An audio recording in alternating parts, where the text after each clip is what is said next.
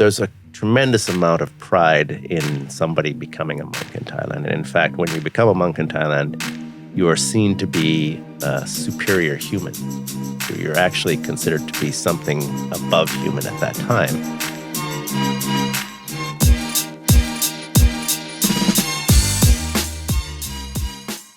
And welcome to another episode of Ameer Approved. Our special guest today is Garth Sam. Gart Sam is a former Buddhist monk, a teacher, actor, rapper, DJ, law student, entrepreneur, writer, global humanitarian, black belt martial artist, Renaissance leader, and his current focus is an international life coach that is dedicated to the evolutionary growth of men. Now, before we continue, a couple of house cleaning notes. Number one, guys, if you're listening to this on iTunes, please leave a review. The more reviews we get, it helps push the show up. And of course, I'm giving away $20 in Bitcoin for the best review. And if you're listening to this on YouTube, please subscribe and comment.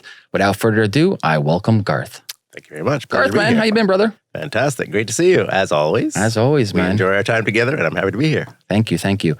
I'm happy to be approved by Ameer. Huh? Well, you and I go back, man. We do go back, so that's a good thing. And how I like to start this conversation is, I actually never sat down with you and had this discussion with you about this. There's so many things we have to talk about. Especially when you just show me your new bio. I'm like, I got to condense this. There's a lot. It's a lot.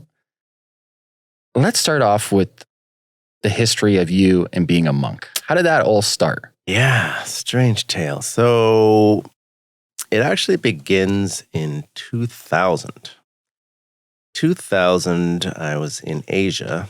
And in the course of that traveling, I wound up in Thailand. And while I was in Thailand, a number of serendipitous factors saw me connect with a very interesting and important spiritual master in Thailand. And in the course of being kind of mystically interviewed by this individual, he offered to take me under his tutelage as, for lack of a better word to describe it, a sorcerer's apprentice. I mean, that's kind of a weird thing to say. And Harry Potter was really big at the time, so it was kind of interesting for me to feel like I'm kind of living that life in a real time, in a real place. So I was the first foreigner that he had offered this opportunity to. And because I'm very interested in human potential development and eclectic studies about what we're capable of doing and understanding, I took it upon myself to take on that challenge/opportunity and spent a number of months studying with him and his son in Thailand. And what I learned at that time was not so much about the mystical arts, which is main focus, and nor was it my real interest in to learn how to use mysticism as a power per se over others, as opposed to an understanding of it. But what I really came to realize is how significant it was, the Buddhist paradigm was as part of Thai culture, and how meaningful it was to invest oneself in that sort of process deeply.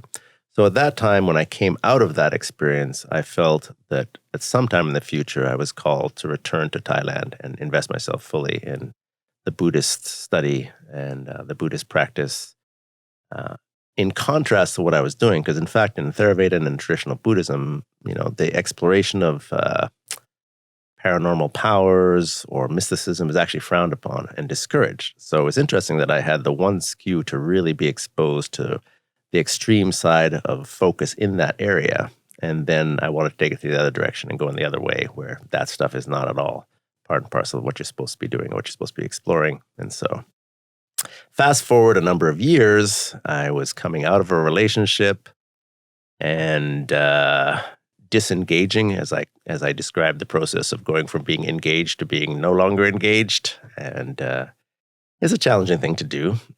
And to facilitate that process, I decided, well, you're always looking for the perfect time to do something and to extricate yourself from life and to become a, quote, renunciate and to go and be a monk on the other side of the planet. It's a hard thing to sort of orchestrate when you're involved in life on this side.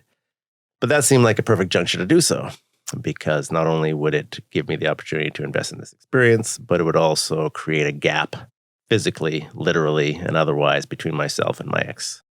And not only that, but she could also go away and tell people, well, that guy Garth, he's crazy. And he went off to Thailand to become a monk. What can I say, right? I mean, and how old were you at this time? How old was I? So that was 2007, 2008. So whenever we do the math on that, I guess I was about 43 43, 44. Okay, in the 40s. Yeah, 40s at that time.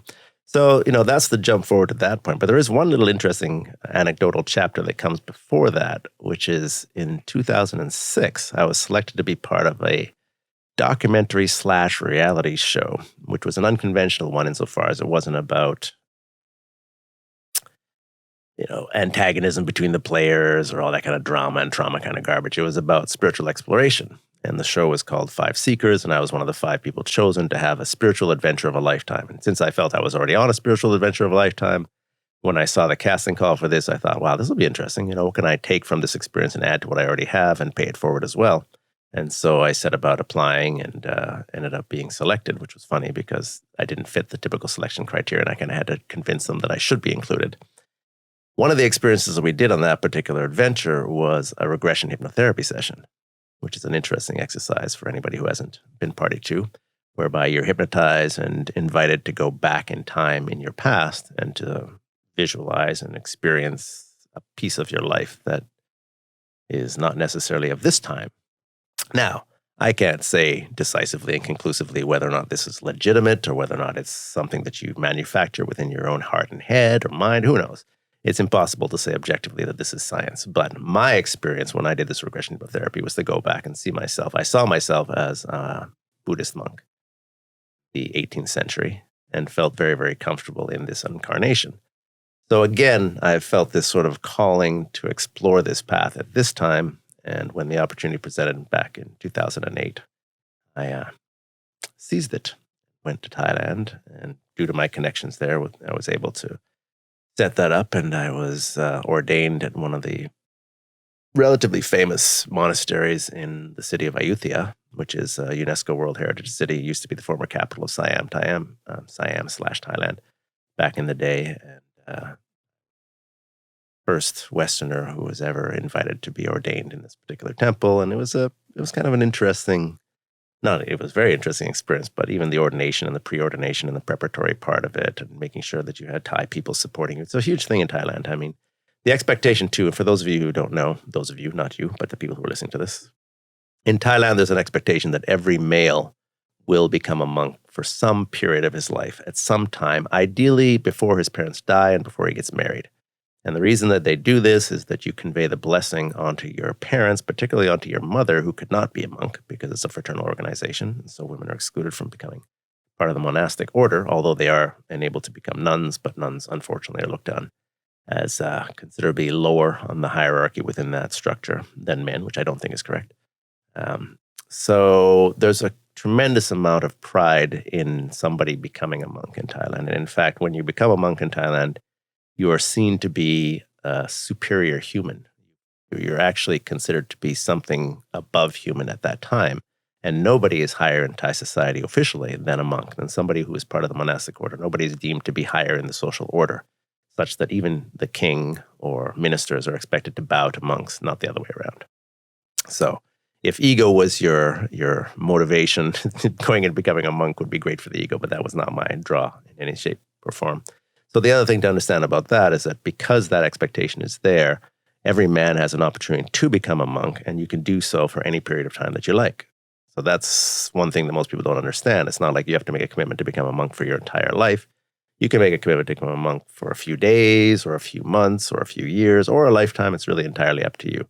What really comes down to what's most significant in terms of that process is getting the right guidance and sort of astrological advice about when to become and when to exit. Those are considered to be really, really important. They look quite closely at the sort of astrology of that. So what is a good day for you to ordain? But more importantly, what is an auspicious day if you're going to leave the monastic community and return to lay society?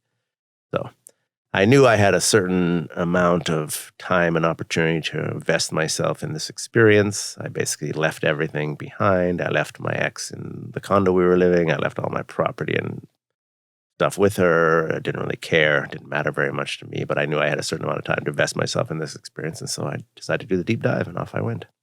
And I already was working on the monastic aesthetic as far as my head style, hairstyle. My head style was already apropos. Although when you ordain, you are expected to shave your head. So what's interesting is that during the ceremony. Right. During the ceremony, there's expected to be a shaving, which is about your renunciation and letting go of these sort of aesthetic elements that you would otherwise be attached to, hair being symbolic of, a very egoic attachment. People Are you allowed a beard or Nope. no beard? No facial hair whatsoever. Facial hair. Right? Gotcha. Including your eyebrows. Really? Which is pretty neat. Interesting. If you were like, if you're doing a flash up of a picture, there's a picture of me, I call it my monk mugshot, because you actually do become, like, if you do it properly, and I did it very, very properly, because I had big Thai supporters who were very excited about me doing this process, including the Mystic Master who I mentioned, who has passed.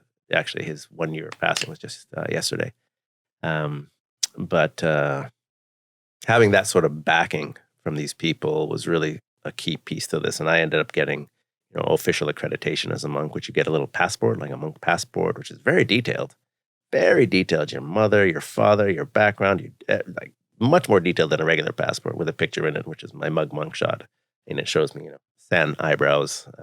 But the joke is that, not the joke, but, in preparing for my ordination day, they actually wanted me not to shave for a while. Not to shave my head for a while, so they'd be able to get some hair from my head before and not to shave at all, right? So there was something to collect, because they collect the hair, and there's a ritual that goes in releasing that into the world, and it's sort of a gesture of your own submission to this particular path. So anyway, there are many things I can say about this, but what was the day-to-day life?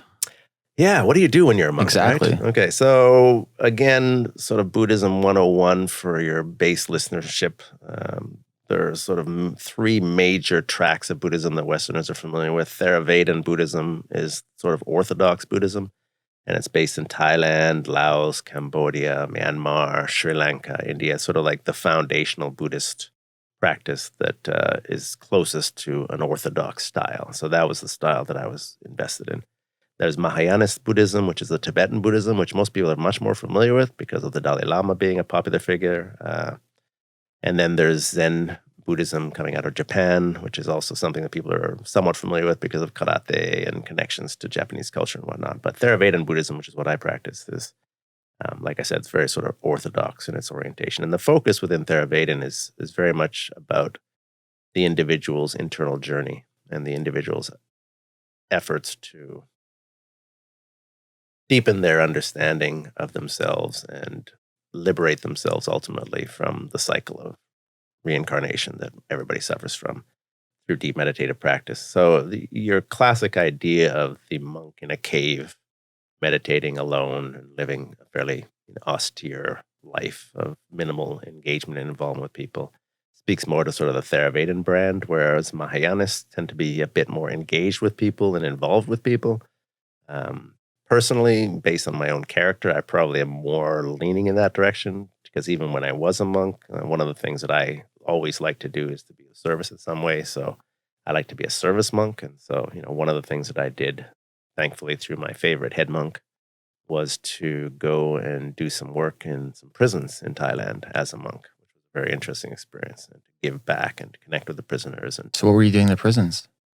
Yeah, I wanted to go and to offer support, guidance, and counsel to the prisoners. I'd done work like that before, working with Ministry of Corrections and working with people coming out of prison and whatnot. So I was familiar with the kind of problems and challenges that people face, both when they're incarcerated and when they're likely to be released. So I ended up going to both men's prison and women's prison, and giving them an opportunity to engage with me through translators. I mean, it's primarily a Thai, obviously, Thai prisons, and I don't speak Thai fluently, so I wasn't able to speak like that. But, it was very unique for them to encounter a Western monk. I am a Canadian. Let's go into the levels of unusual here, right? I am a Canadian, biracial, half African, half Irish, Scottish person who has flown halfway around the world and has committed to the path of a renunciate and becoming a monk. And I'm living in this little, at this time, I had moved to this very small rural country monastery with, say, 8 monks living there. Very, pared down, small hut, simple life sort of thing. And then I had asked to go to these prisons, which were located in the country. So the chances of them ever meeting somebody like me is almost zero. And I thought that alone would be interesting for them to see, that somebody had come with an intent around this, and that somebody cared enough to take time from their life to want to come and see them, meet them, engage with them, and possibly offer some words of support or understanding or commiseration or empowerment to them, because that's really been the thing that has moved me throughout most of my life and continues to move me. Need to help people to be empowered and to create lives that work better for themselves. So that's what moved me to go there. But here's a fun little bit that I like to share because it's so unique. And for those of you or anybody who's been party to the North American corrections system, you will know how unique this was. When I went to these high-level, like maximum security prisons as a Buddhist monk in Buddhist society, I was accorded the level of respect in my position. And not only in just that, but I'm not even Thai. I'm like from outside, but I was accorded a level of respect that I probably never experienced anywhere else. And that included not being searched at all. Wow. Being able to go into prison without being searched. I mean, there's no priest or chaplain or reverend on this side of the planet who would be let into a prison without getting properly searched and patted down and, wand or whatever the case. And they didn't do anything. Here I go in all robed up. I could have been packing C4 explosives. Yeah. I could have had all kind of contraband on me. But the faith that they have in the monks being representative of a higher standard of behavior and being and integrity is so well entrenched in that society, and the respect accorded to that is so deeply ingrained there that they wouldn't even think of it. Like you're not going to go up to a monk and like frisk him and tell him to take his clothes off or something, but that's just not happening. So that I thought was one of the things that really struck me as very unique, apart from the actual experiences that I had with the prisoners, which were quite special as well. Yeah. How did the inmates receive you? Well, it's interesting that you asked that question. It was quite different women to men, which of course would be the case in women to men, period, right? I mean, women tend to be the drivers of religiosity across the planet, I think, and it's no different in Buddhism than it is anywhere else with any other faith, I find. So they were very much, they were extremely deferential and, really effusive about their happiness to have this engaged. Now, of course, I don't know what to say about that, but of course you're a male monk going into a female prison, so there may be some inappropriate thoughts that are percolating in the minds of people there who are locked up and don't have access to men, even if I am a monk. But barring that, I found that they were particularly impressive to me in terms of their connection to Buddhist philosophy and their desire to apply it in their lives, whether that be through chanting or meditation or an understanding that there was something valuable for them to extract from that premise or that sort of paradigm. The men, on the other hand, of course, and the differences in the crimes, of course, let's be clear, right? Women don't typically participate in a lot of violent crime. A number of the women who were in the prison that I met there were there because they were accessories, to drug trafficking, or they've been used by men in some way that landed them in prison too. So their stories were very different, one to the next. Whereas you go to the men, and the men are, assaults and robberies and murders. They've done some pretty substantial crimes. So they're different kind of people to begin with, right? But they were all very welcoming. And I think, again, anybody who's incarcerated appreciates an opportunity to break the routine of their incarceration. So whatever you bring, I mean, hey, Johnny Cash did it. Come to Folsom Prison, come in, bring some music. Anybody who wants to feel appreciated for their presence should go to a prison, and you will find that you are appreciated no matter who you are. Whether you're a monk or a lay person, doesn't really make a difference. Come in there with good intention and an interest to be of some value or some entertainment or some diversion to these people, and it'll be well felt and well appreciated. And I thought that was how I was received too. And so can you kind of run us through what your day-to-day was? Yes. Sorry, I digressed on that. So the day-to-day life. Now, so when you're a monk, you're analogously like a priest for people in Thailand or Buddhist people. So depending on the monastery that you live at, and I lived at 3 different monasteries. The one that I was ordained at was a very popular one, which was actually part of, like if you were going to do temple tours in that city, this is one of the ones on the temple, like literally it's on, people do temple tours, kind of like you, I guess, do tours to St. Paul's. Or, no different than tours to church or something. Right, yeah. Famous ones, right? Because they have a history and whatnot. So, so that particular monastery was the one that I was ordained at and spent the majority of my time at, but wasn't my favorite because it was busy. And, people would come, and then, people would want to come and talk to the monks, engage with us to some degree, ask for advice, ask for counsel, bring offerings, things like that, which is nice. But it's a little distracting, I found, and a little bit too busy. So your day would be involved with very early rising, which is obviously par for the course over there. Meditation and chanting begins your day. And then you go out and you collect the food that you're going to eat for the day. So traditional Buddhism, you're not allowed to or supposed to eat or consume anything that is not given to you. Interesting. Not even fruit off a tree. Wow. So there are this famous sort of parables of the monk who is, sitting under a tree and there's fruit all around him, but he doesn't eat any of it, right? It's not been given to him directly. So every morning we go out with our alms bowl, and there is a relationship established with the local community, and they know that monks will be coming in their area. And again, to be glib about it, it's kind of like Buddhist trick or treat. I know it sounds really glib and cheesy, but it's kind of like that. I mean, you go and people come out of their homes and they give you food. And pre-cooked, ready to eat? They give you food, whatever. It doesn't matter. It's a whatever. Gotcha. Some of them have made a pot of rice specifically, and it's steaming, and they put it in a bag and give it to you. Gotcha. Some of them give you the leftovers, and the whole exercise is about both the community supporting the monastic community, and in turn, the people who are giving you this food are blessed by you. So we perform a blessing on the people who give it to you. That's a reciprocity there. Yeah, there's a reciprocity there. And so if you're a religious person and feel that it's important both to maintain the Sangha or the religious community of monks, then this is how it's done. I mean, monks will not live if this does not happen. This is a thousands of years old practice, right? They are supported in their penury and in their, modest lifestyles by being given food by other people. And the expectation is that you bless the people who give you the food, but in addition to that, you bless them by eating the food, by consuming the food as well. So we would collect the food, bring it back, and then depending on the monastery, some monasteries, the practice is that all the food is gathered together and then divided out among the monks. Like a potluck type of, right, like a potluck. Yes, I know. These relation. It's interesting to call these things. But I say it's sort of like I used to look at it when I was doing it as kind of reminiscent of the old days of trick-or-treating, because you never know what you're going to get. You come back with, your alms bowl's got different, today it's this peculiar thing. And so after you guys break bread, then what happens? Yeah, so you eat once a day. That's it? Yeah. In the morning? The expectation is that you'll have all consumables that you eat will be before noon. So you eat around 10, 11, then you want to eat around 10, 11 next day. That's it, yeah. There's your intermittent fasting right there. There's your intermittent fasting, right? You don't see too many fat monks. No. Not too many. Sometimes when I do, I was kind of curious. How did that happen? Right? What's going on here? Yeah. Somebody's sneaking a little extra at the side there. Underneath the bed. I know, hiding a little bit. But yeah, that's what you do.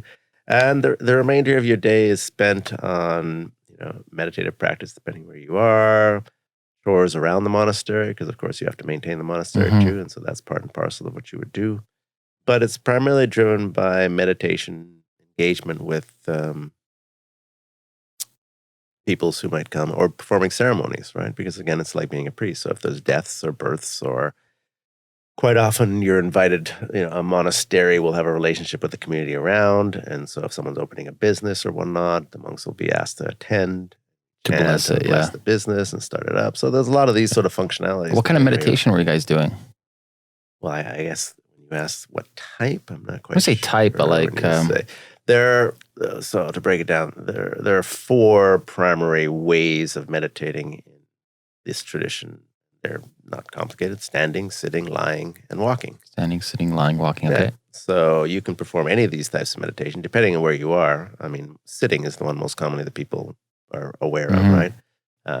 Lying is dangerous because there's a possibility of falling asleep, which I wouldn't recommend that to the average person just beginning. You'll probably fall asleep if you're trying to do lying meditation. But walking meditation I found was very interesting to practice and perform. And I was at another monastery where there was more focus specifically on people who were I actually went to another monastery and to a section in that monastery that was specifically for, best way to describe it, sort of hardcores. Like the people who were really just interested in focusing deeply and not even being part of the regular monastic routine, but just like really, focused on their practice and whatnot. And I wanted to have that kind of intensity of experience. So, your hut is about the size of this table.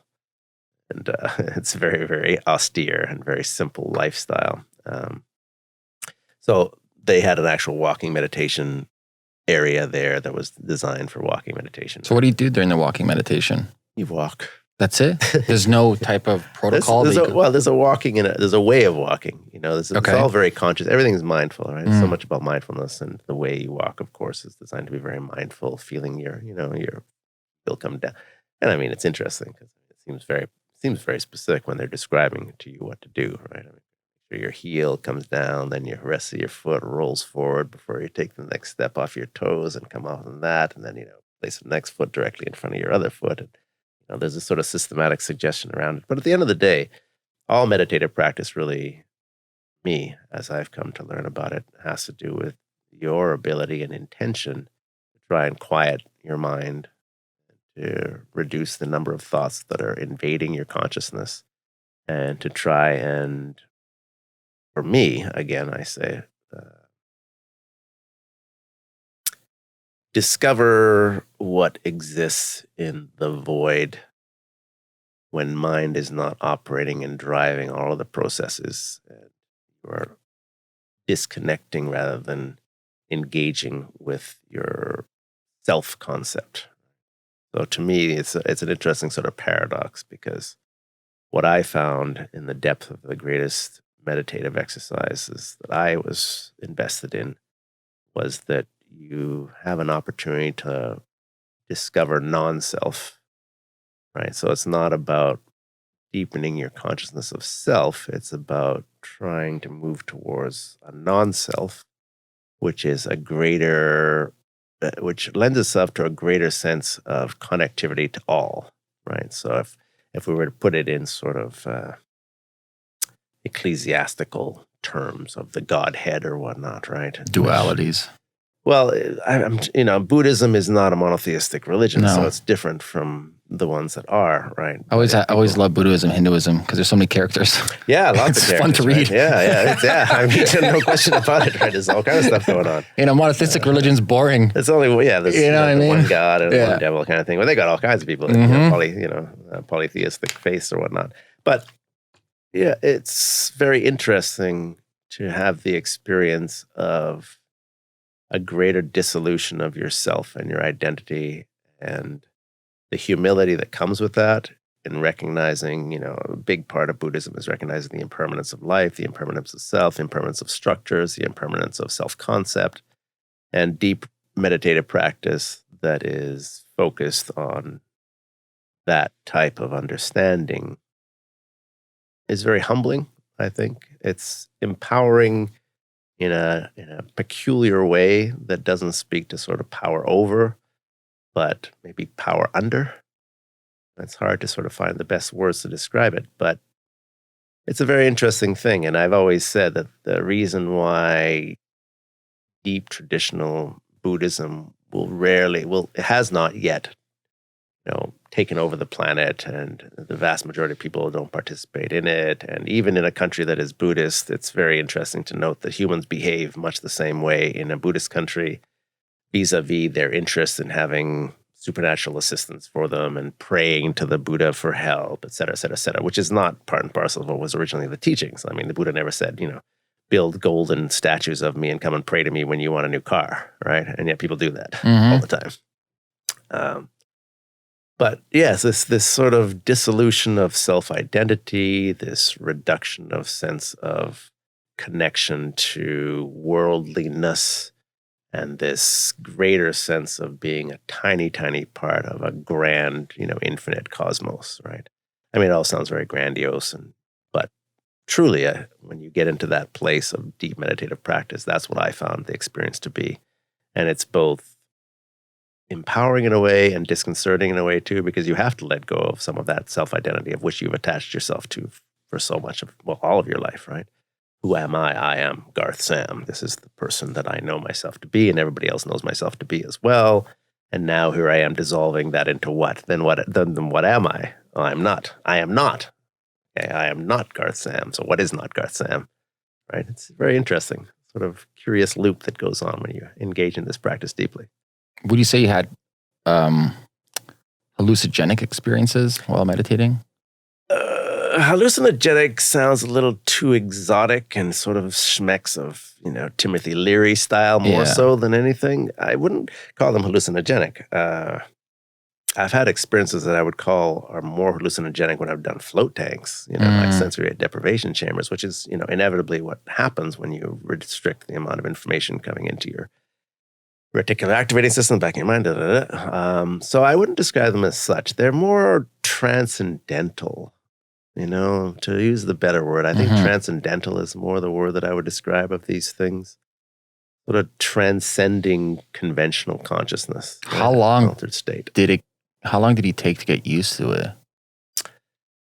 It's get used to monastic life, period, or meditative life. Meditation general, because that's one of the biggest. Oh, here's one of my jokes about that, because this is kind of funny. So these are the stories of a Westerner who has this experience, and one of the things I used to think about myself is that, wow, this whole Buddhist premise is is about ameliorating suffering and escaping from suffering, right? Why am I suffering so much as a monk? Why is it so tough? I remember the head monk at the first monastery that I ordained at, I used to call him Sergeant Monk, because he was like a drill sergeant. I kicked my door open the first day, 3 o'clock in the morning, yelling at me to get my new recruit. Yes, no, just the same, dude. It's like, yes, sir. Right, and I don't know how to put my robes on properly, and he's like, roughly putting me together, and get me all sorted, and then we got to go out there, and I'm not super flexible, and if you're not used to sitting in a meditative position for a long time, you're sitting there, and it's like, oh man, I went to one just for 4 hours, and my ass was hurting already. Right? 4 hours. Oh man, I'm like, this is brutal. In pain. Like, I'm in pain. I'm in pain. I'm like, this is suffering. This is okay. So you learn through your suffering to let go of your suffering. That's the key, right? It's like, okay, you talk to yourself, and it's the same thing with the eating and the not eating, right? It's like, okay, you learn to observe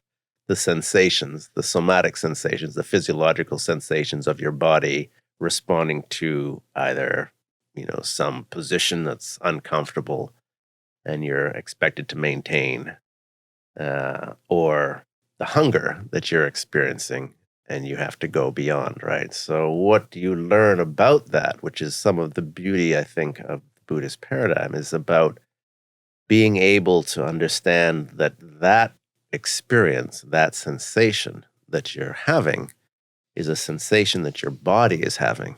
It's not a sensation that you, the essence of you that is non-physical, is having. Yeah, it's not you. It's my physical body having your it. body is having this thing. Yeah, the machine is complaining. Yeah. The machine is upset because something is happening that is unfamiliar to it and feels unpleasant to it. But the I thing, whatever that is, the consciousness, how does consciousness feel pain? I have no, it's not a physical entity. So part of the training that I felt you gain from this type of experience is learning how to separate those two. Kind of partition. It's the classic example of self-immolation by monks during protests and whatnot, right? How does that happen? How does a monk, this is a horrible story, but monks have lit themselves on fire in protesting, right? And they're not screaming while they're burning to death. They're sitting there in their meditative pose, and they're burning to death, which is considered to be the worst death a person could experience in terms of physical pain and whatnot. So what is happening there, right? They have trained themselves to the degree that they're able to make that separation of selfness and body, such that the body is burning, but the mind is over here watching the body burn without actually feel that pain. Well, by no means do I have any experience with anything so extreme, but just in my own humble experiences of having to face hunger, discomfort, physical discomfort, as simple as sleeping, as not being familiar with sleeping on hard surfaces, right? I sleep in a bed. I've slept in a bed my entire life. My body is softened because I'm used to sleeping in a bed. And now I come to the monastery, and A, you're not supposed to sleep on elevated surfaces, so you don't have beds, and B, you have a little sort of reed mat that you sleep on the floor with. And it's funny to see how you have to learn even to adapt to something as simple as that, because your body's not used to it. My body's falling asleep. Like, my arm circulation is cut off. How do I sleep on hard, which I've not done before, right? And learning how to sort of go and transcend that and become comfortable in those spaces and whatnot. It's very valuable as a learning of self. I always say people should incorporate some forms of weekly or even monthly Stoic practices. There's much to be gained. You learn about yourself. I mean, that's the thing. When we challenge ourselves, we learn about ourselves. When we push ourselves to some spaces and uncomfortable places, right? I mean, the classic adage is that you learn best when your growth curve is highest, when you're in a space that's uncomfortable and when you're pushed to do something that is not familiar to you. And it's true. And it's true because you're able to experience something that is outside of the realm of knowledge or understanding or comfort. And when you do, you've opened up a new door of contemplation of what is possible, what is possible for you or what is possible for others, right? So I agree. So how long were you in the monastery for? Well, the whole process was probably around close to 6 months, but it wasn't all I was in 3 different monasteries, so I moved around because I moved from the most popular one that I began at, where there was a lot of fanfare and sort of focus, to one that was intensely focused more on hardcore practice. And then last, I moved to this country one that I made mention of, where I did the work with the prisons and stuff. And that one I chose specifically because I really liked the head monk there. He was an ex-gangster. Cool. Who had become a monk when he realized that he was on the path of either being destroyed through his actions or he needed to make amends, and he became a monk and now is a head monk. And then ultimately when I left the monastic fold, I returned to the one in which I ordained, which is where you come out of it as. So, I went through these different sort of phases in this experience, including the preparatory phases of getting you don't just get off a plane and walk to a monastery and say, but when you went in, did you have already a plan to leave? Most people make a sort of linear assumption about amount of time and the benefits that you could accrue based on time invested. But I've found, based on my time and based on my own experience, that like so many things, and I suppose, Anthony Robbins would be one of the first people to sort of talk about this, it doesn't necessarily correlate directly like that. It really has so much to do with who you are, where you are in your life and in your process in terms of what you can extricate from a particular situation or experience. And for me, the fact that I only spent a few months involved intensely in this particular experience felt to me substantial and substantive in terms of what I took out of it. Whereas I could see that there are some people who would spend years and possibly not extract that same amount that I might have taken out in the shorter period of time. So it really varies a lot from one person to the next. And I think it's important for people to realize that there are a couple of things that I would debunk in some ways around the mysticism around the whole monastic experience. Not all monks are saints. Let's be really clear. First of all, that was a mistaken perception that people sometimes have, of course, is thinking that all monks are saints or saintly.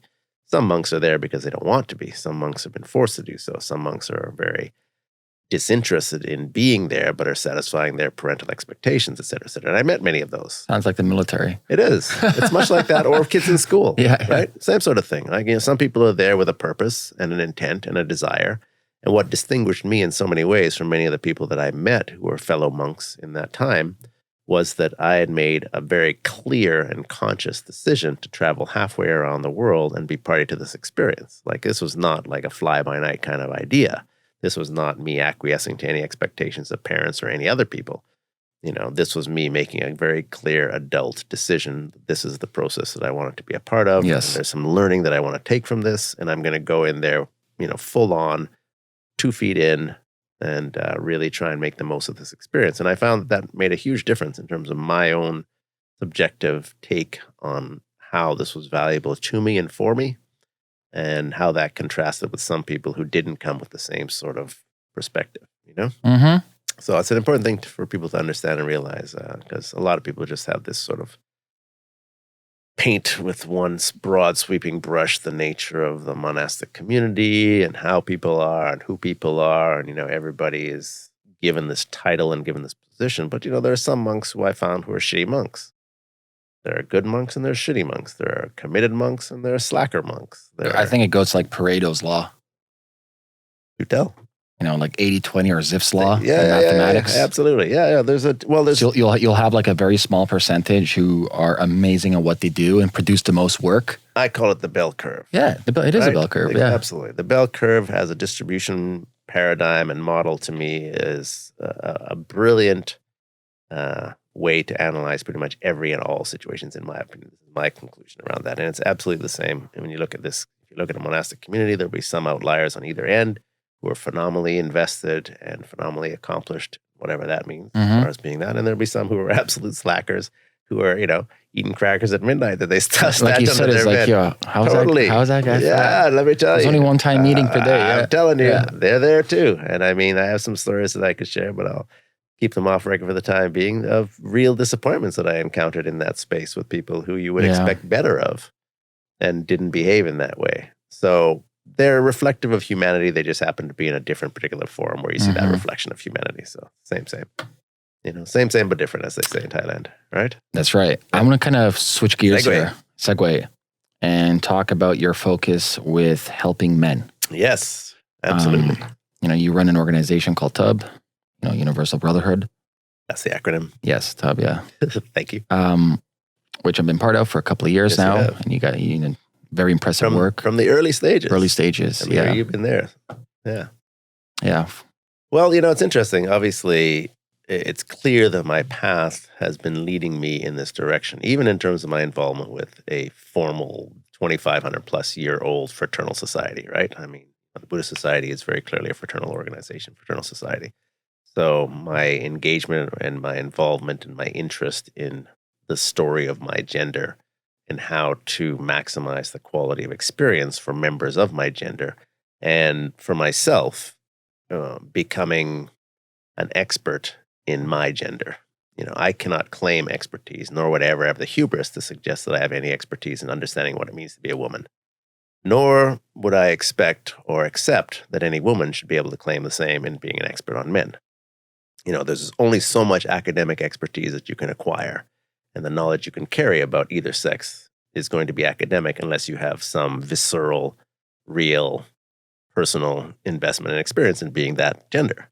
And of course, the whole subject of gender now is a very interesting and curious one. 100 different types of genders. Binary, no more binary this or that. Well, barring that conversation, which we can push to the side for the time being, I have an interest in facilitating excellence in men in terms of both character and performance. And my interest in that has been very much lifelong, based on my own interest in facilitating excellence in existing service and performance myself. So like we are biohackers, we are self-hackers. I've been walking a particular walk that has lent itself to a certain set of results, and I can speak to the journey that I've been on and reflect on that and extrapolate from that things that I think are valuable for other men. Now, this conversation has become more and more poignant and meaningful to me since I started the Universal Brotherhood, or TUB, about 8 years ago, which I didn't begin, honestly, with a clear vision as to why this was particularly relevant at this period in time, nor did I see it as being something that might morph into a kind of men's movement, a positive men's movement. But over time, as I've been doing my PhD in men's studies, I've realized that we're at a really dynamic and interesting time in human history, which I think is unparalleled and unique, where there is this significant pendulum swing towards women's growth and opportunity and empowerment and development, which is well due. I mean, in the history of humanity, it's never been an opportunity in a time like this where women are finally having a chance to show and shine and develop their potential to the degree that they should, which I think is fantastic. But at the same time, we're kind of seeing the counterpoint to that too, with men feeling more disenfranchised, disillusioned, disconnected, and uncertain about who and how to be at this time, and whether they can even describe themselves as men. Is that a word that's even acceptable now that we're sort of like, well, it's maybe not a binary equation anymore, so can we even use that word? How do we take masculinity as a construct, celebrate the best aspects of it, without it being defined as misogynistic, right? And this is the journey and conversation that I'm eager to help to drive, because I see tremendous amount of suffering in my gender. And because I understand my gender as well as I do, I feel that there's a place for people to drive and lead and carry this conversation such that people can be helped by it. Better men makes a better world. It's not even a question as far as that's concerned, because the majority of the practical dysfunction that we see that has happened historically throughout the world in terms of active dysfunctional behaviors or active negative behaviors is perpetrated by our gender, whether it be through warfare or whether it be through abuse of resources or whether it be through ruthless business practices, et cetera, et cetera, et cetera. So if we can shift the way men think that they're supposed to be and who they're supposed to be and how they're supposed to be in a direction that celebrates the best qualities that we represent, and I'm entirely unapologetic for the best qualities that we represent, and I feel quite aggrieved that we're throwing baby out with the bathwater all the time because historical precedence has suggested that we need to do so. In other words, men are bad, masculinity is bad, it's misogynistic. What we're seeing today right? is just all political wedges and tools, using it as a weapon to divide people, using it as a weapon to brainwash people, to manipulate people. At the end of the day, they just want to buy votes. Yeah, I mean, there are a lot of agendas. And I mean, recognizing and understanding the type of agendas that are out there and having the intellectual and emotional and insightful wherewithal to realize if you're being manipulated in a particular direction or how you're being manipulated is a huge part of the challenge. I mean, the vast majority of people, as you and I would agree, are not, they either don't have the time or they have not been exposed to the capacity development to be discerning and discriminating. Ergo, they end up being manipulated and moved, shifted. You know, the sheeple get pushed into a particular direction. And I mean, it becomes an interesting question as to how much responsibility we can expect people to take, because the manipulative strategies are very, very well developed and are very, very focused and clear. And so they should take responsibility. They have to take responsibility to the degree they can. But at the same time, I'm sympathetic to the fact that many don't have the resources, the tools, and the means, or haven't been exposed. I don't think to so. the Goes way, back. right? I'll push back. I don't think so. Goes back to resources or tools. I think it goes back to psychology. Like if you. But when I say that, Yeah. what I'm referring to is I'm talking. You know, your socialization process from a child.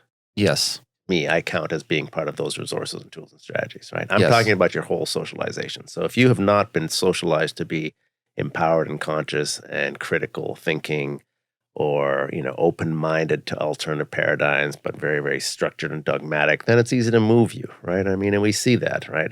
Which is why I say I tend to operate with sort of a 6 and 1/2 dozen of the other, sympathy and expectation of responsibility to be taken, right? I mean, you know, when you open the door for someone, red pill, blue pill, and say, you know, make a choice. If you go this direction, you get I don't this, like the red pill, blue pill analogies. I've always liked the movie. What can I say? No, the movie's great. Yeah. Originally, red pill did mean something. Obviously, any meme or narrative gets hijacked. Yeah. And the problem with creating these types of labels or dimensional boxes is if you don't fit in this box. Let me explain what I mean by that. When I say the red pill, blue pill, I'm using it as a metaphor to describe being given a choice. Yes. Being placed in a position where you have a decision to make that will lend itself to one perspective or one or another, or one outcome or another, right? So if you tell someone, all right, if you do this, this will be the outcome. And if you do this, this will be the outcome. And now you know, so you're empowered. You see, I like the idea of people being empowered to make the choice. If they were never clear about the outcome or the opportunity that's presented to them, then they're not really fully empowered to make the right choice. So now if they make the choice, listen, if I tell you that if you smoke this cigarette, Yeah. you know, you're going down the path of likely having some sort of respiratory dysfunction and or a carcinogenic outcome at some point in time. And you know that, and you still choose that, okay, so be it. Deal with the consequences as they come, right? But as per the people in the 40s and 50s who didn't know any better, you can hardly blame them for thinking that, you know, cigarettes on planes, cigarettes everywhere, in the Sure. office, in the elevator, it's not a problem. In fact, here, pass your kid a cigarette. It's all good, right? You know, that kind of thing. So once we give them that opportunity for making a choice, when I talk about that sort of red pill, blue pill distinction, that's really what I'm talking about. It's like, let me give you a chance here to reevaluate a situation that you may not have been able to take a look at. You know, I love the work of like Malcolm Gladwell, for example, in providing perspective of things that people didn't necessarily hold before. Now you sort of go, oh, wow, let me look at this differently. Now I can sort of make a choice that may lend itself to results that are more in keeping with what it is that I'd like to accomplish and how I'd like to be. You know, I'm always talking about, I'm very interested in how people are being. How is that working for you? And that's not my line. I think it's Dr. Phil or somebody who says that, but I think it's very, very apropos because it's succinct and it describes what's going down, right? How's it working for you? Like, how is your life unfolding for you? The decisions you're making, the choices that you're making, the way that you're comporting yourself, it's going to have results. How are those results? How do they feel to you? When I talk about prosperity, I'm always talking about the subjective experience of that state. I don't care what anybody else describes it as from outside of you. If somebody looks in at you and sees that you've got the Ferrari and you're living in the big house and all that, listen, I know enough people who are rich and miserable to know that stuff along are trappings and they're not representative of your experience per se. I'm interested in always the subjective personal experience that a person is having and how that feels to them. And that's the thing that I'm most interested in trying to guide. And when it comes back to the men's conversation, that's the thing I try to look at. You as a man, how is your experience going for you? How's it working for you? How do you feel? How are you performing in a way that is Do you think we're having like a men crisis these We're days? definitely having a men crisis. The stats are all indicative of that. Suicide rates are terrible for men. Men are really confused, particularly millennials, like sort of millennials and under, Gen Z or Z if you're an American. The young kids coming up. It's really confusing in an age and time when there's this whole dialogue as to non-binary, binary. Okay, so what do I, who am I? How am I supposed to be? And men are both being, men are vilified constantly and rightly. I mean, the ones who are being vilified, I think, when they are called to task for their misdeeds, it's a good thing, but that's not everybody. And there are many men who are trying to step up and step in and hold positions that are positive and hold philosophical orientations that are positive and to be better men. I mean, there are probably better men at this time on the planet than have ever been, by which I would say men who are comporting themselves in ways that are positive and empowering and helpful to the planet, conscious, mindful engagement with their partners, with their children, men deciding to be great fathers. When 20, 30, 50 years ago, 100 years ago, that construct was very rudimentary. Fatherhood possibly meant at that time simply providing basic needs at the lowest tier of Maslow's hierarchy, right? I mean, that was it. You're a good dad. You gave them food, shelter, and security. Done, right? And now there are men who are interested in being fathers who are engaged and loving and supportive and nurturing and helping their kids to understand what it means to be those qualities themselves and to see those reflected. So we have that type of thing. And we have men who are at the forefront, of course, of environmental issues and recognizing the importance of us being attentive to these and nurturing and creating a future that will be beneficial to our children and grandchildren, et cetera, et cetera, et cetera. We have all kinds of men who are really, pushing positively. But unfortunately, there is so much of the other stuff out there too that I think is really hard for young men to sort of figure out, where do I look? Because a lot of the other stuff gets the press. The bad stuff, it bleeds, it leads, right? So every second day, there's some psycho man who's a shooter somewhere, mass shooting somebody, right? And you never hear about women doing mass shootings ever, right? It's always guys who are doing mass shootings and they're killing random people and doing horrible things, or there's a bombing that happens, or this or that. These things happen constantly. So with all of that bad press, I think between that and at the same time, young men are seeing the ascendancy of women into positions of power and authority and respect and accomplishment like never before. And I think it's quite intimidating. I think that men, in my opinion, have been resting on their laurels for the entire history of humanity. We have been running the show. Like, let's be clear. Men have run the show forever, always, because we had brute strength and we had the capacity to make things so, and we have been the dominant players in the human drama until now.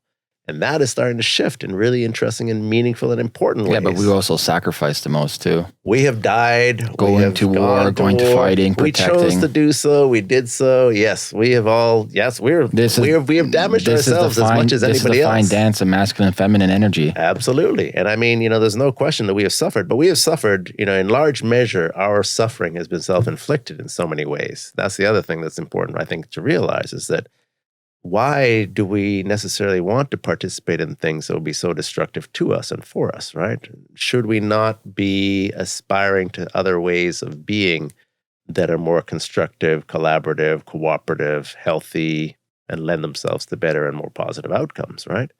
So I think it's a really interesting time that we're a part of now. And there may be either a growth of positive role models who are exhibiting qualities and standards and demonstrating behaviors in practice, not merely in philosophy, that are inspiring to men to look towards and to look to about how to be. And I think that women are especially keen on seeing that type of conversation held and that type of dialogue, men being authentic, men recognizing their own natures and dispositions, but not feeling necessarily ashamed by that either. That's the other part. We are built the way we're built as men and as women. And I don't think it's appropriate for us to feel ashamed of our natural essence, so to speak, right? As men or women, and everybody in between and within all the spectrum either. I consider it completely apropos that we now have a society where we're allowing people to express their sexual orientation as they see fit. I don't really care. What does it matter to me what you want to do in your bedroom? It doesn't mean a thing to me. And again, I don't get hung up on any sort of religious opinions about the subject. I'm just looking to see people live as freely and in as great health and manifesting their truth as much as possible. So I don't really care. Do what you want to do in your bedroom as long as it's consensual and it's adult. Mature and consensual. Make your choices, right? Make it yours. I don't really care. But likewise, I want to be able to celebrate being a man who is strong, right? Not feeling bad because I possess a certain This goes back to loving yourself, wherever you are in the spectrum of that spectrum.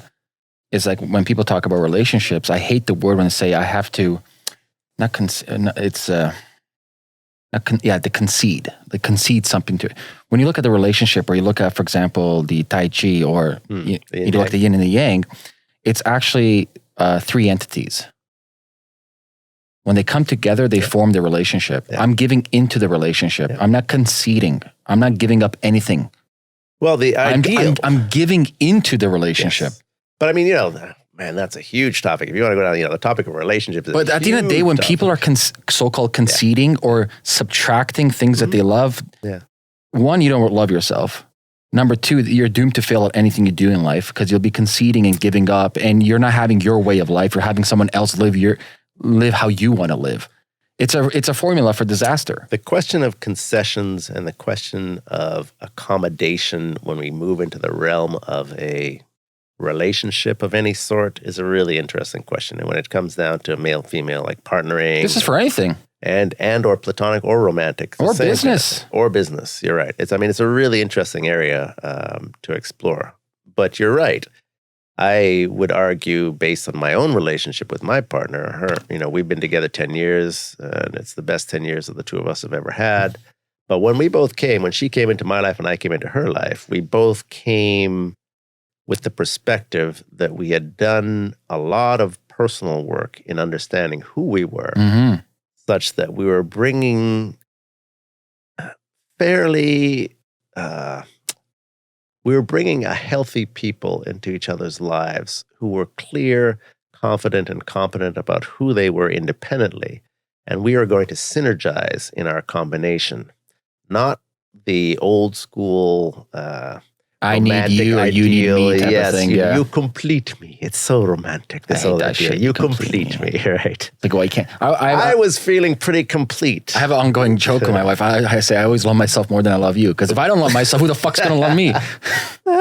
That's cute. How does that go over? Does that work? Yeah, well, what the fuck? I'm pretty honest. You are a very honest guy, Ameer. There's no question about that. Absolutely. But, we came equally comfortable with our own independent company, equally used to having moved through the world independently and capably, neither needing the other to be in our life, but wanting to share our lives with each other and wanting to enhance and augment the experience we have with each other by virtue of our partnership. And we espouse the same kind of philosophy because we do work as well with couples, and we espouse the same sort of philosophy to people insofar as the best indicator of a long-term success in a relationship is complementarity of disposition, nature, philosophy, orientation. and outlook. And if you do the work on self, you inevitably refine self and make self a better self for whoever it is that you're going to be with. So the more that you have spent time investing on your own self-development, self-growth, self-refinement, the better the product you bring to bear on the other person's life. So do the work, know yourself well, understand what works for you better, and you'll have a far better probability of finding somebody who is complementary to you and will help you to continue to grow and become the person that you should self-actualize into. That's my point around that. As far as concessions or, flexing, people are going to flex around toilet seats and toothpaste tubes, right? I mean, those kind of things are trivial. They're not really substantive. The substantial stuff you don't really see. I don't tend to see a lot of people bending around substantial issues. So that's why you need to be clear about what those are prior to engaging, because otherwise they inevitably become friction points. Or like a non-starter if you want to have kids in a relationship. You need to ask some of the really big questions. That's day one. You need to have that claro. That's day one. See. Has to be clear from the start. What are you looking for? What do you want? How well do you know yourself in terms of what works for you? So the more work you do, I say it all the time. Like I'm a big proponent of delayed matrimony, because I feel that the vast majority of people don't have the time and opportunity to invest in understanding who they are in order to be capable of understanding who would be the best partners for them. Amen. And this is why I see that there are so many failed relationships so often, is because people are figuring it out while they're together. And sometimes that works, but sometimes it doesn't. And more often than not, it doesn't, And the impetus, especially, I can speak again to men, Men, as we know, are very hormonally driven, and their impetus and their interest in connecting with women in relationships is so often sexual as sort of the driver.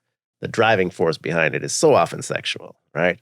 And I mean, that cannot be the substantive base for a long-term healthy relationship, because that is not going to remain the same. Mm-hmm. Your interest sexually in someone at 21 is not going to be your interest sexually in that person at 41. 20 years later, when so many things have intervened, it's going to change. It will change for sure. So if that is the base that you come to in that relationship, and you start from that sort of place and position as a young man, you're going to be surprised and disappointed when time goes by and things shift in that realm, which they will. Absolutely and inevitably, they will. So yeah, there's much there to that conversation for sure. And so what do you think we can do? Obviously, you have TUB, the organization, but besides that, is like, what are steps men can take today? Well, I mean, I think that the main thing is in being party to conversations like the one that we're having, and being, finding places and spaces to engage with and connect with men who are dedicated to this conversation and dedicated to helping men to be empowered in a healthy manner and fashion. And the tricky thing about that is that there are a lot of people who are becoming aware of this as being an important facet of what's going on right now in the world.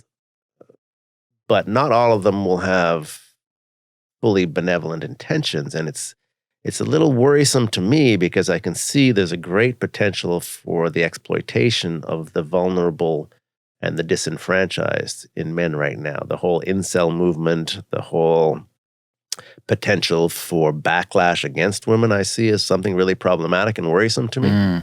Because if men start to feel disempowered and disenfranchised, and if men identify and recognize that once upon a time they were the kings of the castle, and now the sands underneath them are shifting, and they are losing that position of power and authority, it's likely that there will be men who will be upset about that, aggrieved about that, and unfortunately will point the finger and villainize women potentially, or men possibly. Well, they're playing the victim card, but my question is, who's stealing this platform underneath them? It's an open fucking game. Exactly. Go out there and fucking hustle. Absolutely. That's the key point, right? I mean, said it in classic Ameer fashion, right, Ameer? Yo, you broke it down. Go work 100 hours. Take care of your shit. Yo, eat well, train, lift heavy shit, man. Right? Fucking build up skills. Take care of your business. Take care of your business, Take care of your business, dude. Right. I agree with you completely. And you and I as classic sort of alpha guys who live like that, do like that, see like that, be like that, not a problem. You don't have that issue. I don't have that issue. We're good. So we're not talking about us. But what we have to realize is that we are a subset in a small category, a small subsection of the entire populace, right?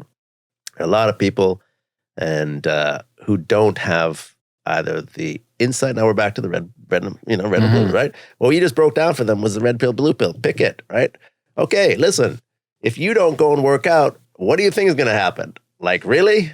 You know what I mean? Like, if you don't exercise your body and use it, it's not going to be robust and capable and functional and optimal. It's not. The end. Not a complicated story, right? I need to understand this perspective, because if you look at evolution, biology, and psychology, women go after the top 20 percentile of men.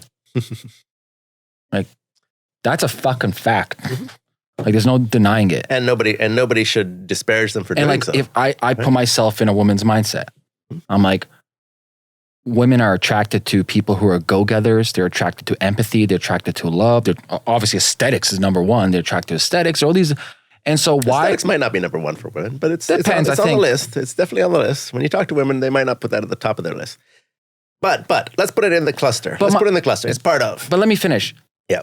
If I'm this angry person, whether it's in whatever group, I don't even care what you label yourself. I'm this angry men. Yeah. And usually when I look at angry men, I'm like, they're just boys in men's bodies. They had a lot of trauma in the past. They got to figure things out. From a female perspective, what? I'm trying to figure out their cognitive dissonance that is. It's like... Between who's got the men's? Yeah. It's like, okay, you're not go-getting, you're not financially there, you're not working. You're not doing the things that would position you. The biology calls for. That would position you ideally. Psychology, the whole evolutionary things trait. That you should be doing that would position you ideally to create or to experience the life that you're interested in creating. It's like someone bitching about not being rich, but not working for it. I'm like, fucking shut up. I agree. I mean, hey, I always tell people, you want to be rich, go for it. Like, I mean, especially here, sky's the limit. Here, in particular, in the developed world, the developing world, which I spend a lot of time in, it's different because the opportunities are very different. Opportunities, click, click, clack, corruption. Yeah, or you know, I mean, I have kids that I'm supporting and things that I'm doing in the developing world, in Ghana, where there just are not the opportunities. Like, if you're in a little fishing village in the middle of nowhere, there just is not. There's nothing to do there. Like, you have to get. That's what I tell people, man. This is the golden land. This is United States and Canada, man. No question. Yeah. So I say, for people who tell me that they want to be rich here, I said, no, you don't. Like, if you're not rich and you want to be rich here, then there's a problem. Yeah. Because you don't really, if you really want it, there are so many resources and there's just so much available now to tell you how to do it. Pick one. You don't even have to read all the books. Pick one book and follow it verbatim. I don't care which one it is. Bro, there's fucking government grants. You gotta go Robbins. You want to go Ferris. Pick one. There's so many government grants. They'll give you like $20,000, $50,000 here. Just even start. Follow the guy who's pitching about doing real estate on TV. I don't even care. If you follow anybody's program to the T, the chances are more likely than not that you'll succeed or you'll figure out a way forward. So we come back to the problem, and this is where, you know, the compassionate side of me and the understanding side of me meets with the sort of martial side of me and the hardcore kick you in the ass and get you moving kind of side of me, right? The balance between the two. We have a lot of people who want but don't quite understand how, and or didn't have the role modeling to understand. You really think they don't know how to go to the gym or how to work? Or they lack the confidence and the insertion point to get started. I mean, you know, we're talking about the big questions here about why, basically what we're asking here is why are there so many people who are living unhappy and dissatisfied and dysfunctional lives, Amir? That's what we're really talking about here. That goes back to Buddhism. That goes to expectations. If you have zero expectations, you're good. You can satisfy, you're good. But I mean, basically that's the question we're asking here. And if we talk about specifically men, why are there so many men? Because they're just part of the whole population of humanity. We're back to the same sort of question. Why are there so many dissatisfied people on this planet, period, right? We're back to that big question. And I would say, based on my own assessment and evaluation of this, is that the multitude of factors that come together to create that large cluster, socialization, family history, traumas and dramas that affected and influenced and compromised your sense of capacity and confidence, even to step in and step up. Mental illness comes in there for a certain section or segment, right? There's so many of these things, a lack of role modeling, a lack of support, a lack of guidance, a lack of understanding, a lack of opportunity to step in comfortably, right? Take, for example, Tub. So let's use that as an example. I hold these events. I invite men to come out. It's interesting for me to see who comes out, who doesn't come out. Some men would be enticed by the concept of coming and connecting with an eclectic group of men from a wide swath of the population. By the way, with fantastic food too. And we have, thank you. We usually have a great meal to go with it. Thank you. But, I realized as I've been doing this for a long time that many other men are intimidated by this prospect, right? And so they won't even, they're attracted by the idea in some ways, but they're also quite intimidated. And people get into these sort of patterns of inertia where it's very hard for them to get out. You sometimes literally have to take people. I know, it's hard to sort of, when you're not that person, it's hard to understand it. And you and I are not those kind of people. I mean, I've been very proactive, and I've been on a road less traveled since I was very young. And I've developed an uncommon level of confidence in my capacity to move through life. But a lot of people don't have that, and we have to be sensitive. Let me clarify. What irritates me are people who complain, who play victimhood, because they're very body able to complain and scream at people. Yeah. They're not dumb. I'm not saying they're not dumb. They're intelligent. Yeah. I'm irritated by individuals like that. Who has time for that? I mean, I'm with you. And I agree. There's people out there who are very quiet, who have demons and they're suffering and need help and they're afraid to ask. Yeah. I'm more focused on the people who are like, oh, fuck everything. I'm like, you have the energy to scream at people. You have the energy to complain at people. You're on your keyboard all day. I'm like, dude. No, I have very little. I'm like you in that regard. We're simpatico on that viewpoint. Like, I'm very much about people being proactive and taking control and charge of their life to the degree that they can. I mean, there's so many factors you can't, but the ones you can, step in and step up and make it happen. I'm with you. And don't berate, don't blame. You're absolutely right. I mean, these people, and these are the ones who are dangerous. Dangerous, right? Man. These are the dangerous ones. The people who look outside of themselves and are pointing fingers at other sources. It's the immigrants. It's the women. It's the this. It's the that. It's always something outside of them that is raining on their parade and shitting in their pool. Okay, well, maybe you need to turn that lens around a little bit. Yeah. Start looking inward a little bit. Start recognizing and understanding that your modus operandi is not serving you to the best. How is that working for you? So those are the people that are really important to reach in terms of some messaging about them being willing to really take stock of who they are, how they are, and what they've been up to, and introspect around their own responsibility for what they've been creating in their lives. I'm with you about this completely. There has to be that interest in reevaluating, reassessing, and exploring the nature of self such that one can understand one's complicity in one's own misery and suffering. Because if you don't, and you're constantly looking outside for the sources, you will not resolve the problem. It will not happen. There's a lot of pain. There's crazy feminists these days who...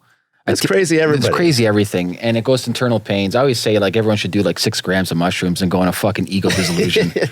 Great. Or an ayahuasca journey. Or whatever it needs to do that, or go and sit in deep meditative practice and recognize and see yourself for the small little speck of microdust that you are in this universal cosmos. Right? I love the Buddhist paradigm. Yeah. So whatever way that gives you some insight into understanding both your own humility, which I think is very important, but also empowers you with an understanding of what it is that you can do to adapt and adjust. But, it's tricky. There's so much to this, which is, this is the field that I am professionally involved in, right? I mean, I'm not trying to do a spiel here, but, what I try and do is help people to understand these things, see these things, and take the steps necessary to ameliorate their own problematic patterns of behavior and habitual behaviors, right? Because habitual behaviors are entrenched in everybody. I mean, and they're very hard to transcend for many people.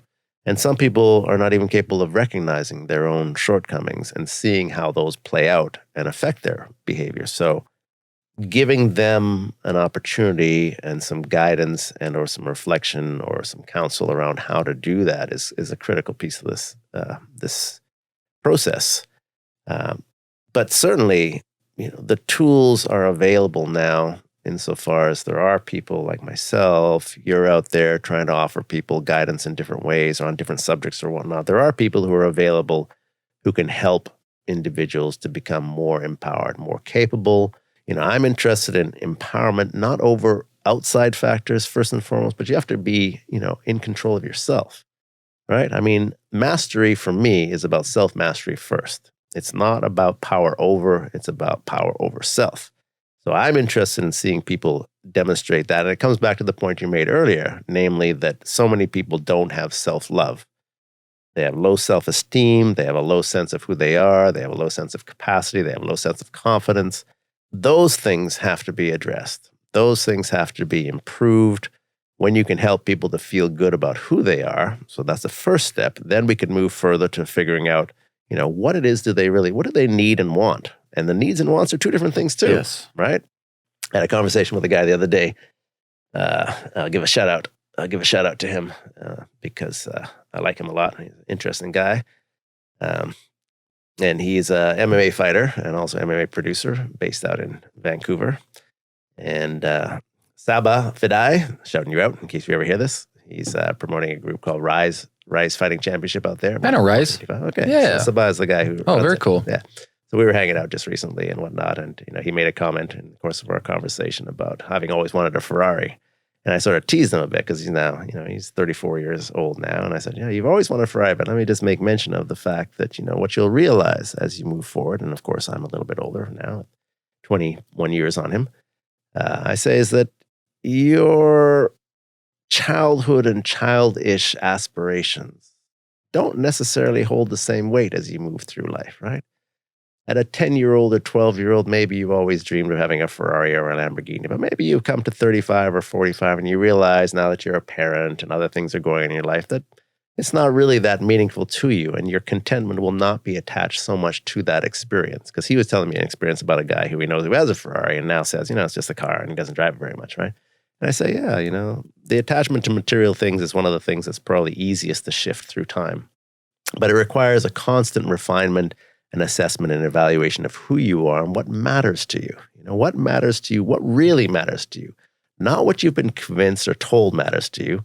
Not what the marketing savants out there who are perpetually and indefinitely bombarding you with messages about what should matter to you are telling you, and that you are constantly being corrupted in mind to believe because you've heard the commercial 10,000 times telling you that this car or that brand is what's going to make you happy.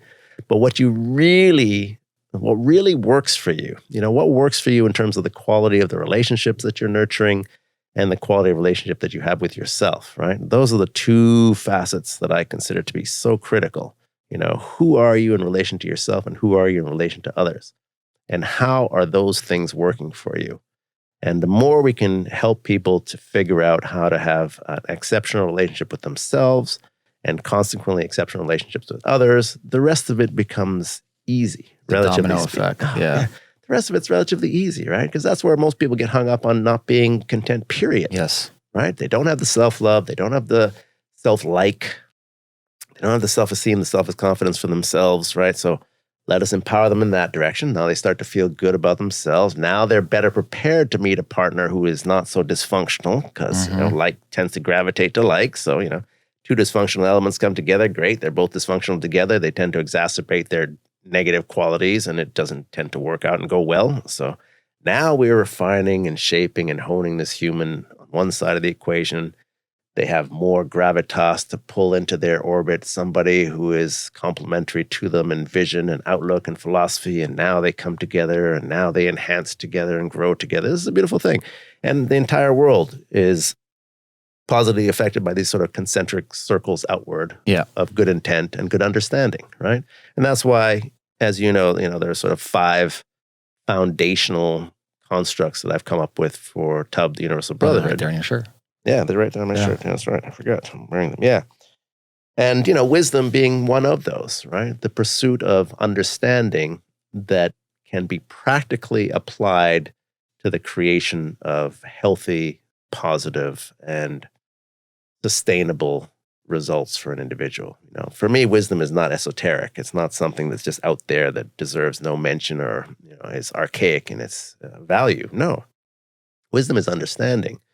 applied understanding that help you to create a life that works well for you and for other people around you. Yeah. That's what it is. And that's why I think it's so important for people to be interested in the subject and to actively seek to add more of that to their own knowledge base and understanding base, right? And if you do give people these sort of opportunities, and for people who, like we say, are proactively interested in their own growth and evolutionary pathway, they will seek to find resources, individuals, groups, whatever, that are speaking the language that they can relate to and will help them to be party to that growth, right? And it's not, we're not talking about things that are immediately tangible or measurable, right? We're talking about the things that are kind of intangibles and difficult. In my line of work, I don't always have clear-cut indices of success being achieved, right? Sometimes we do. If we have a very clear and targeted goal, okay, I want to run the Spartan race, or I want to run the marathon, or do something like, okay, we build someone up, get them ready to that place, or, I want to achieve this or that or the other. But so much of it is about things that will show themselves over time gradually and gracefully as your life reflects them. The quality of your life becomes... It's also like an inception, though, too. Like every time I try to, I want to say incorporate, but slowly integrate different narratives, they're all stories, or upgrading your software. Yeah. At least how I meditate. You mentioned walking. Yeah. I can't meditate any other way but walking. Yeah. And there's no music, no nothing. Nope. I wear noise cancellation headsets, and I just fucking go. Yep. In my brain. Beautiful. Yeah. Well, you're busy. I mean, I know your head. Your head is busy. It's fucking busy. Your head is, your head is busy. It's a busy fucking head. It's a big head. Yeah, you got a head that's a busy head. You got lots going on. But I have moments where I'm like, oh shit, like there's that narrative. Yeah. There's that software. Yeah. It's there. Yeah. Integrating. And working. I mean, but the key always, Ameer, at the end of the day, as we've seen, as people who are proactive, is to be proactive. Yeah. Like you can't just not be consciously engaged. But I think systems are important. Like I'm a firm believer that your environment dictates how you behave. Mm-hmm. Like, I give credit and kudos to my wife. She pushes me. She makes me to a better man. Like, 100-fold. There you go. Then the friends that you keep, even like environment where you live, location where you live. Like I'll give you an example of my gym. So I was at a beautiful gym downtown Toronto. Awesome gym. I live uptown, close to you. Yeah. And I never found myself in the core of Toronto. So I never went. Yeah. I'm like, I'm never there. Yeah. I'm not going to spend fucking almost 40 minutes going there. No Not bueno. happening. No bueno. No bueno, No brother. bueno. No, convenience is everything. Yeah. I'm with you. So I found a gym, not as good, but still great. But we know it's not the gym. It's what you do in the gym. Yeah. End of day. But it's also logistics. I mean? It's logistics. No, that's what I was at the gym within 7 minutes. No, that's what I'm saying. The place has got to be close. Yeah, and good. And it just, for me, this is my spiel when I talk to people about training. It's like I said, don't talk about the gym, right? As long as it's not disgusting and people are crapping all over the place, you got to walk through someone's shit on the floor in the change room. I don't care about the gym. I care about what you do in the gym. That's right. You don't need every piece of the latest fancy My checklist equipment. is Olympic weights and kettlebells. Right. That's all I care Do they have about. metal? Yeah. Have they got steel? That's it, man. Is there metal there? Yeah, you're my kettlebell meister. You're the first one to introduce me to kettlebells, and thank you again for that. My pleasure. I've become a fan ever since. Good. I was just in BC, and I met these kids in the gym there, these 17-year-old boys. And whenever I see people training badly, it's like, I can't help myself. I have to teach them. I got to step in. I got to say something, right? So, they'll probably, it's funny because I'll see, maybe I'll meet them again years from now, or they'll have another encounter. But I was like this mysterious figure. Like there are no black people where I was, like in this gym. Where in Vancouver? I was in Chilliwack, actually. Oh, Chilliwack, Even less than Vancouver. Even less, Yeah. But, these kids had no idea what was coming when I rolled up on them and started shouting them out. But they're 17-year-old, two boys. One guy was a little bit overweight and the other guy is kind of skinny and stuff. And I started talking to them. But I began by telling them first and foremost that I really wanted to give them props for being there. That was where I began. My first point was saying, I'm going to tell you kids something. You know what? Good for you. You are here. You don't know what the hell you're doing, and I can tell that because you're not doing shit right, but you're here. And I give you a lot of credit for that because all the other kids who are not here, and you are. And you're not some rock star. Neither of them were like, buff rock star dudes. That meant a lot to them. I think it did. I spent like half an hour with these kids. half an hour showing them stuff, give them some guiders, give them some pointers, and I threw in the kettlebells too, right? Yeah. Yeah. So, props to you for introducing me to that piece of technology, which I am passing forward. I think that's actually missing a lot in young boys is that's part of it. The mentorship issue is mentorship, and it's just congratulating them for the effort. Not that the was reward, the key. The effort. No, that was the key. A couple points I made to them. One, you're here. So be proud of yourselves for being here. Two, it's great that you guys are doing this as a team because you can support each other in your journeying. Three, get clear about what your goals are because the two of you have different objectives here and you need to recognize, and your training needs to reflect those two different objectives. One dude wanted to do some weight. He's kind of chunky. The other dude is kind of ectomorphic, smaller. He wants to build some mass. Weight, yeah. Completely different. Yeah. Their exercise styles need to reflect that, right? And I made sure they understood about that. And four, I was telling them, listen, you need to do a bit of homework, do some learning. It's all out there. You shouldn't be walking into a gym and not knowing what you're doing. Like, why? There's no reason. There are books. Forget about books. Nobody even does books anymore. There are a million books, but you just got to go online. YouTube, right there on your phone, Throw man. on YouTube while you're there. Apps too. Everybody. So I gave them a couple recommendations to some people who I think are good in that space. And I said, go check it out, right? Figure out your objectives, find your resources, apply yourself, enjoy the results. I said, I'll see you guys in a year or two, and you guys are going to be sweet. Like by next summer, if I come back here and I see you guys in the gym, if you guys are consistent, and that's the other one, right? Let's come back to consistency. that. Consistency. We know, right? It's like you can't come in fly by night, I work out today, and then I stop, and I come back again 2 weeks from now, and I do it again, and then I hurt it like hell, and so I stop until I stop hurting, and then I come back again. No. You got to be consistent. It's the same thing with anything. Consistent effort lends itself to meaningful results. It's not rocket science. These things are basic, but having people to help people to do this is kind of where I step into the mix and try and offer that type of assistance in all areas, mind, body, and spirit, So that's the role. That's the goal. That's how we do. Beautiful, Garth. Yeah, man. Thank you so much for sharing your story. I really appreciate it. Part of, at least. Yeah, man. And if people want to get a hold of you and find out what you do, but what's the best resource? They can look me up on www.manpowercoaching.com. They will find out a little bit more about me than we've been able to share here, but they'll be able to see if I'm somebody that might be of value to them in some way, shape, or form. All right, guys, there's another episode of Ameer Approved. Epic. Please go check out Garth's website. He has loads of information and, as you've seen, has a lot of different stories and past experiences. And like always, leave a review on iTunes. If you're watching this on YouTube, make sure to leave a comment. I'd love to hear from you guys and make sure to subscribe. Till again, peace.